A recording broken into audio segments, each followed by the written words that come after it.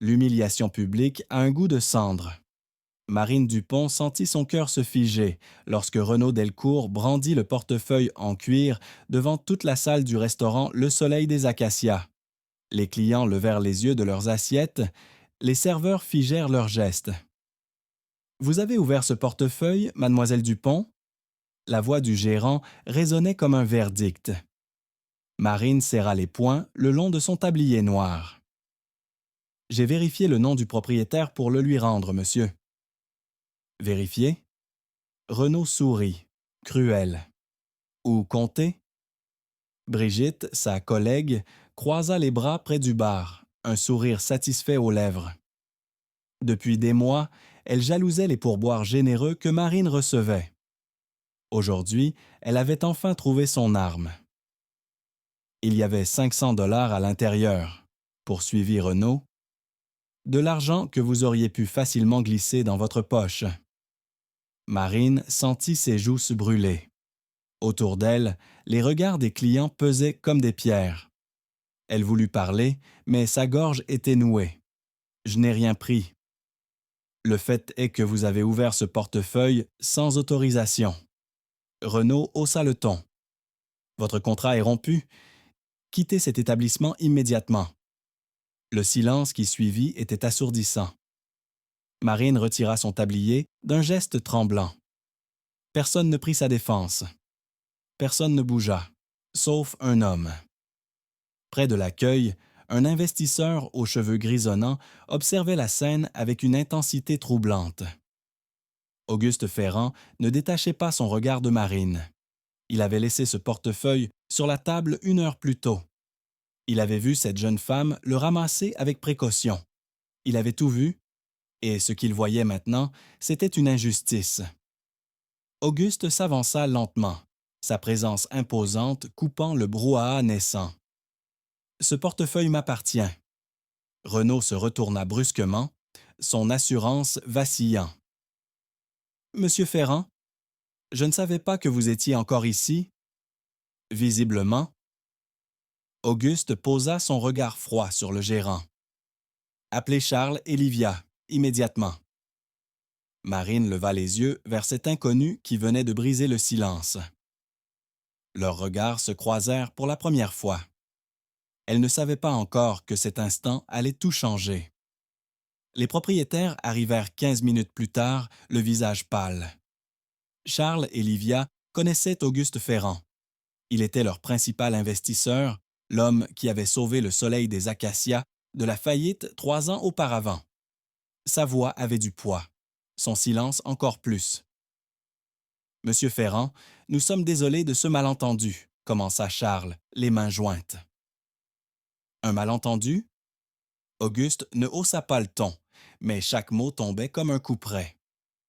Cette jeune femme a été publiquement accusée de vol devant votre clientèle. Sans preuve, sans procédure. Livia jeta un regard nerveux vers Renaud qui recula d'un pas. Nous allons enquêter en interne, monsieur Ferrand, une enquête complète. Pendant que mademoiselle Dupont est mise en congé payé, je suppose? C'est la procédure standard? La procédure. Auguste laissa le mot flotter dans l'air. Très bien. Menez votre enquête. Mais sachez que je surveillerai personnellement son déroulement. Il se tourna vers Marine, toujours debout, droite malgré l'humiliation. Mademoiselle, je confirme qu'il ne manque rien dans mon portefeuille. Absolument rien. Marine hocha la tête, incapable de parler. Une boule d'émotion lui serrait la gorge. Auguste quitta le restaurant sans ajouter un mot.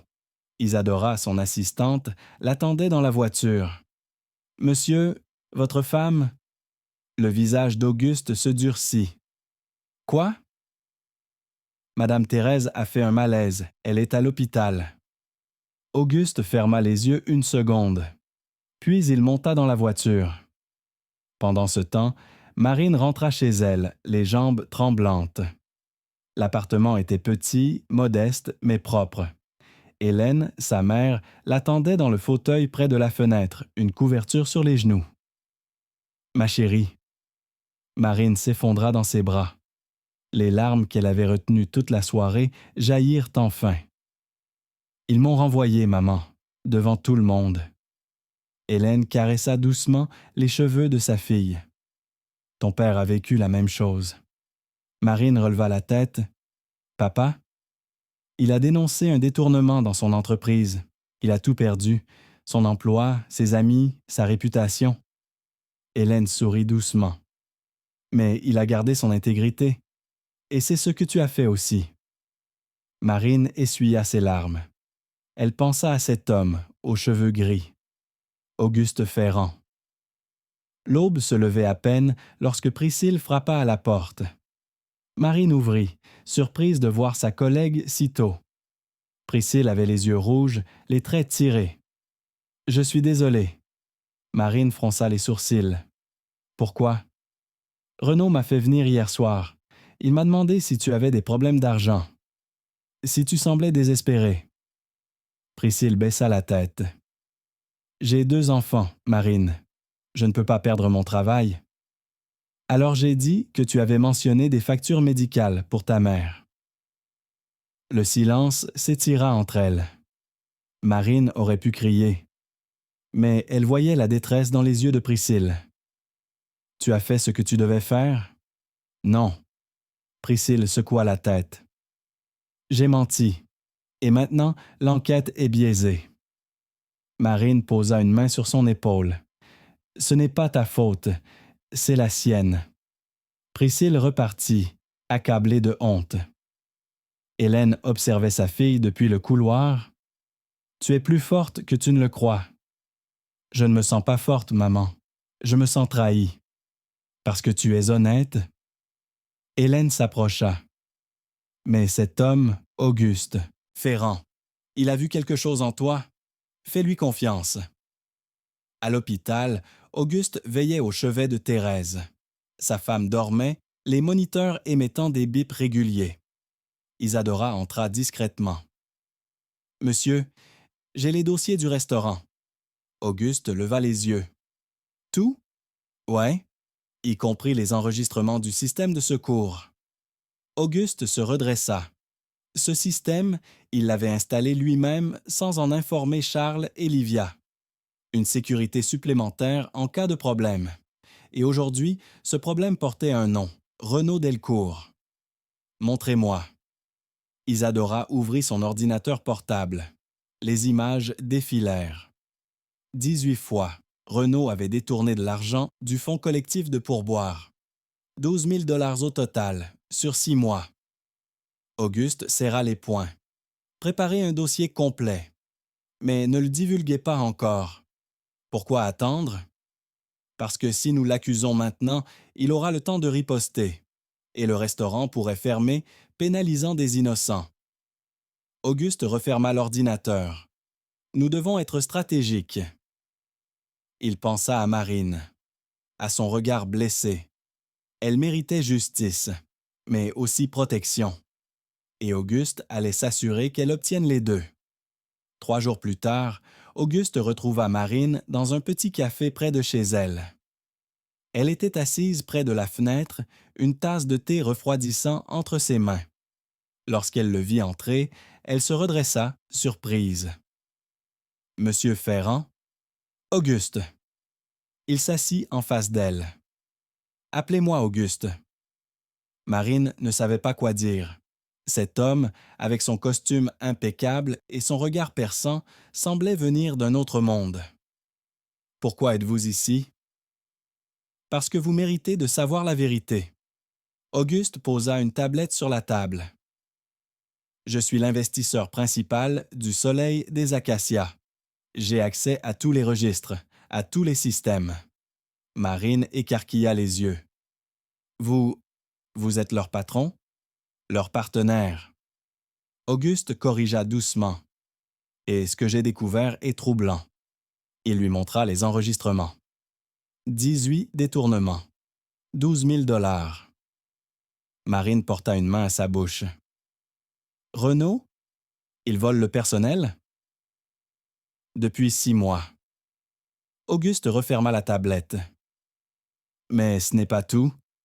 Il utilise des preuves compromettantes contre Charles et Livia pour les contrôler. De petites irrégularités fiscales. Rien de grave, mais suffisant pour les faire taire. Alors pourquoi ne pas le dénoncer maintenant? Auguste soupira. Parce que s'il se sent menacé, il détruira tout, et le restaurant fermera temporairement, pénalisant tous les employés innocents. Il planta son regard dans le sien. Mais j'ai un plan. Marine l'écouta, le cœur battant. Vous devez accepter de paraître vaincu. Laissez l'enquête interne suivre son cours, même si elle est biaisée. Ensuite, une personne directement lésée par le détournement, Priscille par exemple, déposera une plainte formelle au parquet de Paris. Une plainte accompagnée des vidéos du système de secours. Auguste marqua une pause. Une fois l'enquête pénale ouverte, le restaurant sera obligé de remettre tous les enregistrements, y compris ceux du jour où vous avez été accusé. Marine comprit. Les images prouveraient son innocence et la manipulation de Renaud. Pourquoi faites-vous tout cela pour moi? Auguste la regarda longuement. Il voyait en elle quelque chose de rare, une intégrité absolue, une dignité que l'injustice n'avait pas brisée. Parce que les personnes comme vous méritent d'être protégées. Marine sentit son cœur se serrer. Personne ne lui avait jamais parlé ainsi. L'enquête interne se déroula comme prévu. Béatrice Lemaître, consultante externe, mena les entretiens avec professionnalisme. Mais les témoignages étaient contradictoires. Certains louaient Marine. D'autres, influencés par Renaud, évoquaient un besoin urgent d'argent. À la fin, Béatrice recommanda une rupture conventionnelle avec indemnité. L'ambiguïté du dossier ne permet pas de trancher clairement. Charles et Livia acceptèrent, soulagés d'éviter un scandale. Marine quitta le restaurant, blessée mais déterminée. Selon le plan. 30 minutes plus tard, Priscille entra au parquet de Paris, accompagnée d'un avocat désigné par Auguste. Elle déposa plainte pour détournement de fonds collectifs. Les vidéos étaient annexées au dossier. Le procureur Richard Pavot examina les preuves. Son visage se durcit. 12 000 $, 18 occurrences. Il leva les yeux. Ceci constitue un délit pénal. J'ordonne la saisie complète des systèmes de sécurité du restaurant. La police judiciaire exécuta le mandat le lendemain matin.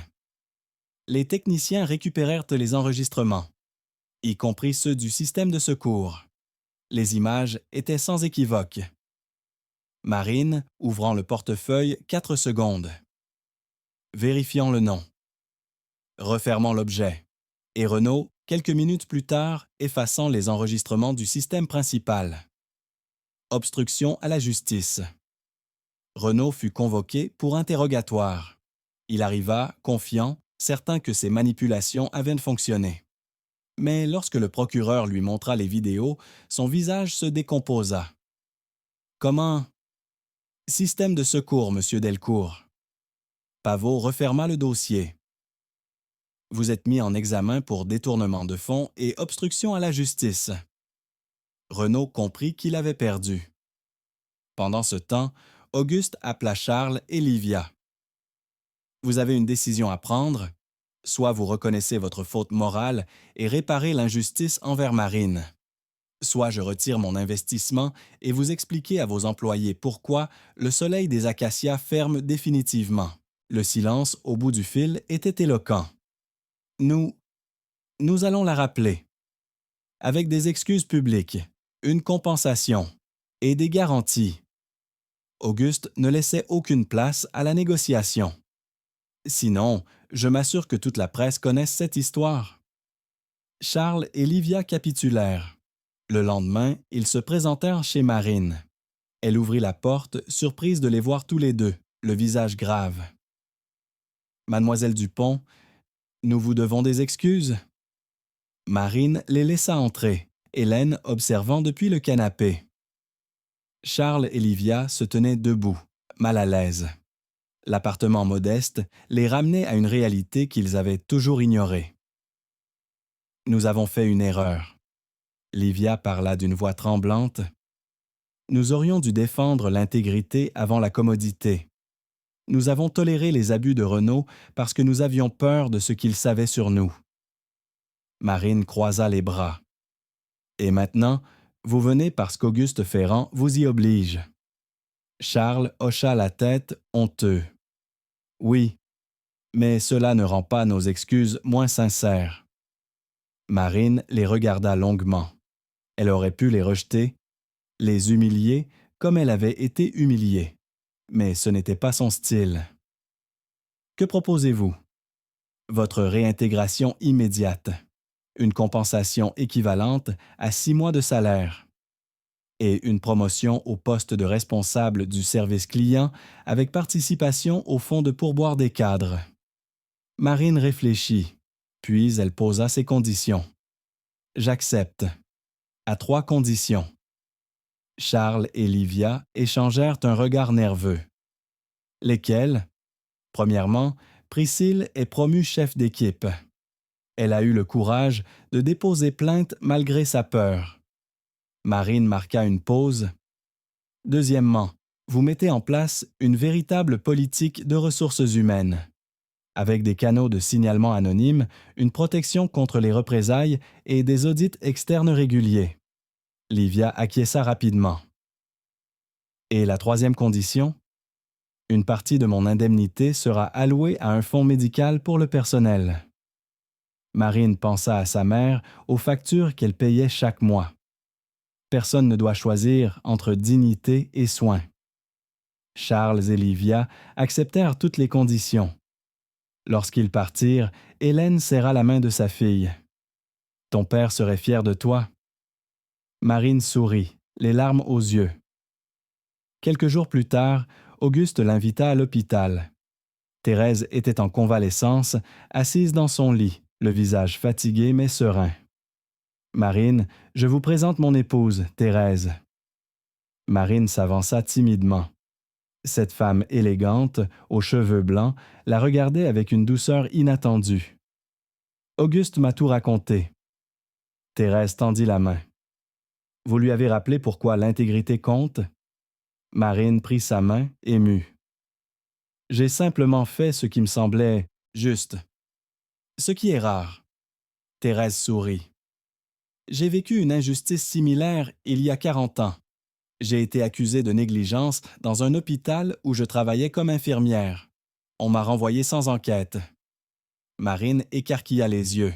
« Comment avez-vous surmonté cela? » « Grâce à des personnes qui ont cru en moi, comme Auguste croit en vous. » Thérèse retira une broche de son chemisier, une petite rose en argent.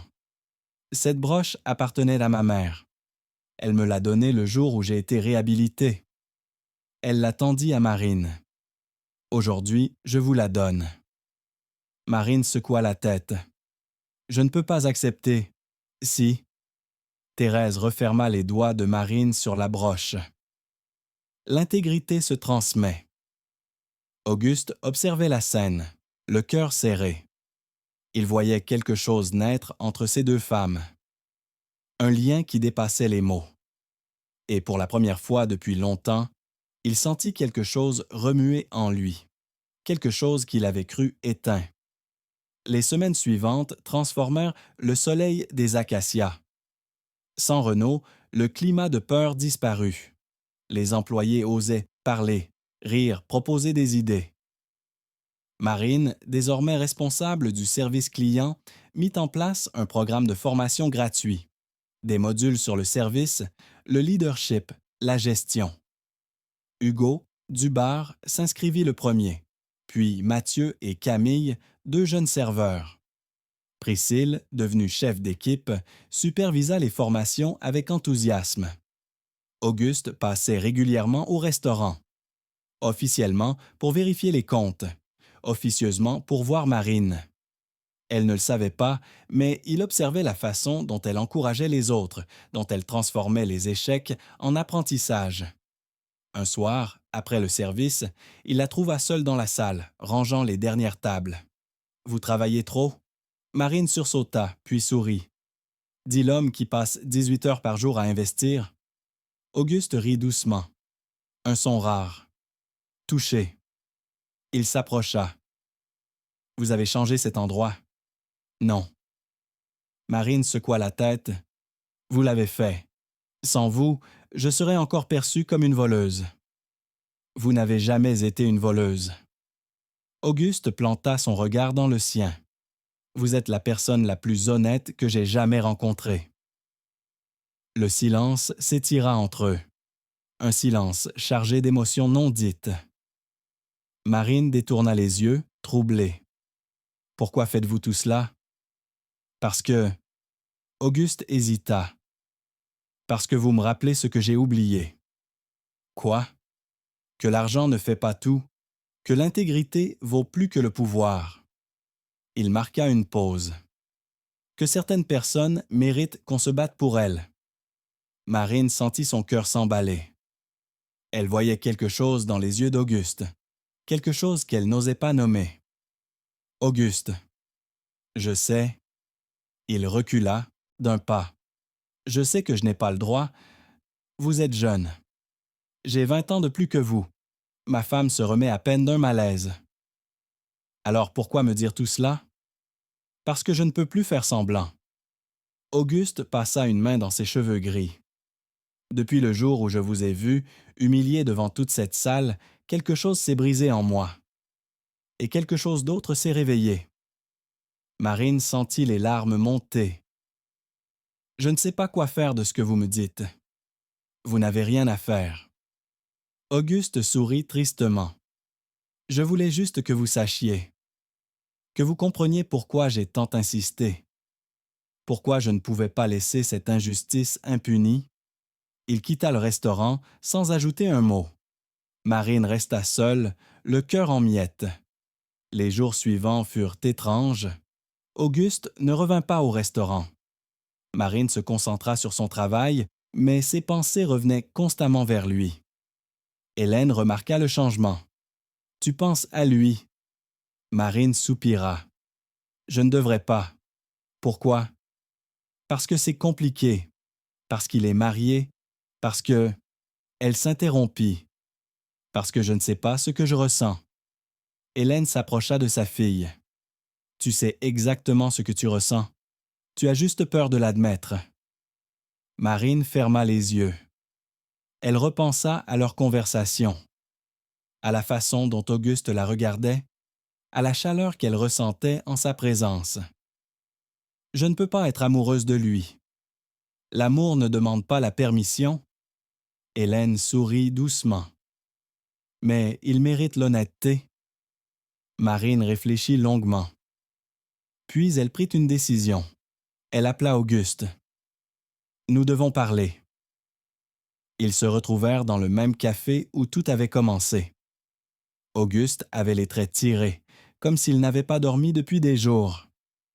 Marine prit une inspiration. Vous m'avez dit que vous ne pouviez plus faire semblant. Elle planta son regard dans le sien. Moi non plus. Auguste se redressa. Marine, laissez-moi finir. Elle posa ses mains sur la table.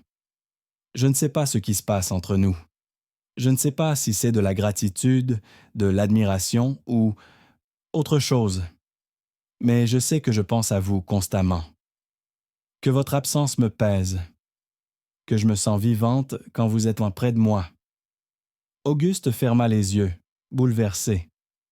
Vous ne pouvez pas dire ces choses. Pourquoi? Parce que vous êtes marié? Parce que je suis votre employé? Marine secoua la tête. Je ne vous demande rien, Auguste. Je veux juste que vous sachiez la vérité, parce que l'honnêteté, c'est tout ce que j'ai. Auguste ouvrit les yeux.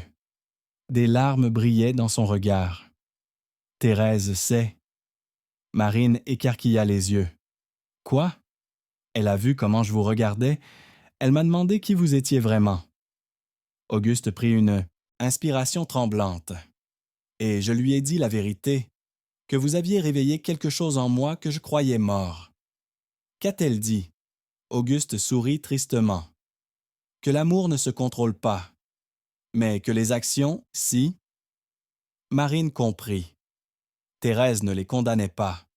mais elle attendait d'eux qu'ils agissent avec intégrité. Alors que faisons-nous? Auguste tendit la main par-dessus la table. Marine la prit, sentant une décharge électrique parcourir son bras. Nous attendons. L'attente fut douloureuse.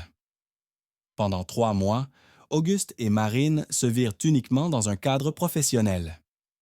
Audit, réunion, formation. Mais chaque regard était chargé d'émotions non exprimées. Chaque frôlement accidentel était une promesse silencieuse. Thérèse se rétablit complètement. Un soir, elle invita Marine et Hélène à dîner chez eux. Hélène et Thérèse se découvrirent des points communs. Toutes deux avaient été infirmières. Toutes deux avaient élevé leurs enfants seules, en partie. Toutes deux croyaient en l'intégrité comme valeur suprême. Après le repas, Thérèse demanda à parler à Marine en privé. Elles sortirent dans le jardin. La nuit était douce, étoilée. « Auguste vous aime ?» Marine ne nia pas. « Je sais. Et vous l'aimez ?»« Oui. » Marine sentit les larmes monter. « Mais je ne veux pas vous blesser. Vous avez été si bonne avec moi. » Thérèse posa une main sur l'épaule de Marine. « Nous avons été heureux, Auguste et moi, pendant 30 ans. » Elle sourit tristement. « Mais l'amour évolue. Nous sommes devenus des compagnons, des amis, pas des amants. » « Mais vous êtes toujours mariés? » « Parce que nous avions peur du changement. » Thérèse regarda les étoiles. « Mais mon malaise m'a rappelé que la vie est courte, que perdre du temps à être malheureux est une tragédie. » Marine ne savait pas quoi dire. « Vous méritez d'être aimée, Thérèse. Comme vous, comme Auguste. » Thérèse se tourna vers elle. « Nous allons divorcer, à l'amiable, avec respect et gratitude pour ce que nous avons vécu. » Marine sentit son cœur exploser. « Vous faites cela pour nous? » « Non. » Thérèse sourit. « Je le fais pour moi, pour retrouver ma liberté, pour vivre pleinement les années qu'il me reste. » Elle prit la main de Marine. « Mais je suis heureuse que cela vous permette, à vous et Auguste, d'être heureux aussi. » Marine éclata en sanglots. Thérèse la serra dans ses bras. « Vous êtes extraordinaire. »« Non. » Thérèse essuya les larmes de Marine. « Je suis juste honnête, comme vous. » 6 mois plus tard, le divorce fut prononcé. Auguste et Thérèse restèrent amis, partenaires dans certains projets. Et un soir, après le service, Auguste attendit Marine devant le restaurant. Elle sortit, surprise de le voir. « Auguste? » Il ne dit rien. Il s'approcha lentement, prit son visage entre ses mains et l'embrassa. Le monde disparut autour d'eux. Il n'y avait plus que cette connexion, cette évidence. Lorsqu'ils se séparèrent, Marine souriait, les larmes aux yeux. « Je t'aime. Je t'aime aussi. » Auguste posa son front contre le sien. Depuis le premier regard. 1 an plus tard, le Soleil des Acacias reçut la certification de Environnement de travail exemplaire de la Chambre de commerce et d'industrie de Paris.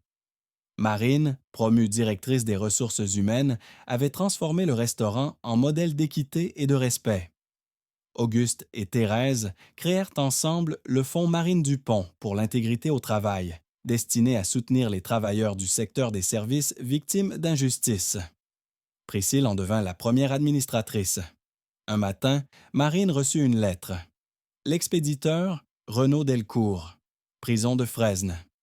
Elle hésita, puis l'ouvrit. « Mademoiselle Dupont, je ne mérite pas votre pardon. J'ai agi par insécurité et abus de pouvoir. Je vous ai humilié pour me sentir fort. C'était lâche. Depuis ma condamnation, je suis suivi par un psychologue. Je commence à comprendre mes erreurs. Votre dignité, ce jour-là, a été le tournant qui m'a permis d'affronter mes fautes. Je vous souhaite tout le bonheur que je vous ai refusé. Renaud. » Marine plia la lettre lentement. Elle pensa à tout ce qui s'était passé. L'humiliation, la douleur, mais aussi la justice, l'amour, la transformation. Elle écrivit une courte réponse. Monsieur Delcourt, je vous pardonne, non pas parce que vous le méritez, mais parce que je refuse de porter votre faute. Trouvez la paix. Devenez meilleur. Marine. Le soir, elle retrouva Auguste au restaurant. Il l'attendait à la table où tout avait commencé, celle où il avait oublié son portefeuille. Tu sais ce que je me dis parfois? Marine s'assit en face de lui. Quoi? Que si tu n'avais pas oublié ce portefeuille, nous ne serions jamais tombés amoureux. Auguste sourit. Le destin a d'étranges façons de fonctionner. Non. Marine prit sa main. Ce n'est pas le destin. Ce sont les choix. Tu as choisi de rester, de te battre pour moi, de risquer ton confort pour défendre la justice. Auguste porta sa main à ses lèvres. Et tu as choisi de ne pas te venger, de pardonner, de transformer la douleur en changement. Marine regarda autour d'elle. Le restaurant bourdonnait de vie, de rire, de respect. Nous avons bâti quelque chose de beau. Oui. Auguste planta son regard dans le sien. Et nous continuerons. Dehors, la nuit parisienne s'étirait, douce et lumineuse. À l'intérieur, Marine Dupont et Auguste Ferrand, deux personnes de mondes différents, unies par l'intégrité et l'amour, écrivaient une nouvelle histoire. Une histoire où la dignité triomphait toujours de l'humiliation, où la vérité valait plus que le pouvoir, et où l'amour, construit sur l'honnêteté, durait pour toujours.